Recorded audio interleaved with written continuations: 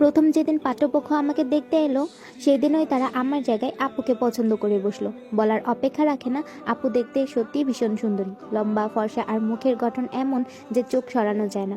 আমাদের বয়সের পার্থক্য মাত্র 2 বছর। কেউ কেউ হঠাৎ করে দেখলে আমাকেই বড় ভেবে ভুল করে। পাত্রপক্ষ জানতো না আমার আপু বিবাহিত, তখনও তার সঙ্গে তাদের পরিচয় করানো হয়ে ওঠেনি। সোফায় পাত্রী হিসেবে বসে থাকা আমার দিকে তাদের নজর তেমন একটা ছিল না। নাস্তা এগিয়ে দেওয়া আপুর দিকেই ছিল তাদের বিশেষ দৃষ্টি। শেষমেশ ভদ্রতার খাতির না করে পাত্রের মা জানিয়ে দিলেন তাদের আপুকে পছন্দ।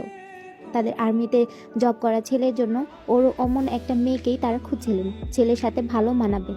আমাকে ইঙ্গিত করে বললেন, এই মেয়েটাও সুন্দর, কিন্তু হাইট একটু কম, আমার বাবুর পাশে একটু বেশি চোখে লাগবে।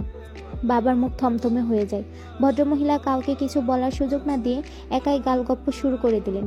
আমার বাবুর জন্য মেলা বিয়ের প্রস্তাব আসছে।